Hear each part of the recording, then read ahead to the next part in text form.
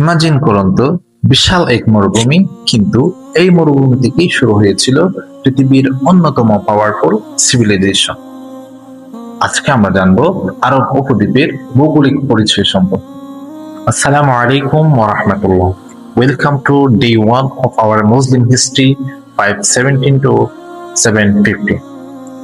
আজকে আমরা এক্সপ্লোর করব আরব উপদ্বীপের জিওগ্রাফিক্যাল লোকেশন এবং জানবো কেন এই অঞ্চল ইসলামের ইতিহাসে এত ইম্পর্টেন্ট। আরব উপদ্বীপ এশিয়া মহাদেশের দক্ষিণ পশ্চিমে অবস্থিত।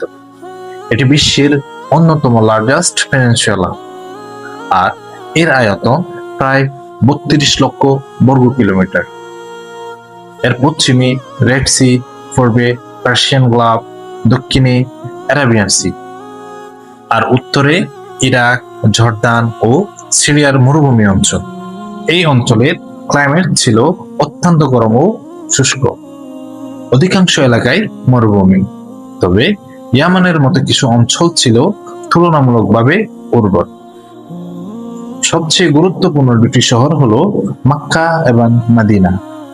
মক্কাতে অবস্থিত পবিত্র কাবা শরীফ, আর মদিনাতে প্রিয় নবী হযরত মুহাম্মদ সাল্লাল্লাহু আলাইহি ওয়াসাল্লাম ইসলামী রাষ্ট্র প্রতিষ্ঠা করেন। সবচেয়ে ইন্টারেস্টিং ফ্যাক্ট হলো আরব উপদ্বীপ এশিয়া, আফ্রিকা ও ইউরোপের মাঝখানে অবস্থিত হওয়ায় এটি একটি গুরুত্বপূর্ণ ট্রেড রুট ছিল। এই স্ট্র্যাটেজিক লোকেশনের কারণে ইসলাম খুব দ্রুত বিশ্বের বিভিন্ন অঞ্চলে ছড়িয়ে পড়ে।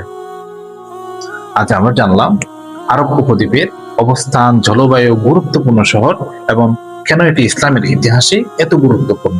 জাযাকুমুল্লাহু খাইর। আসসালামু আলাইকুম ওয়া রাহমাতুল্লাহ।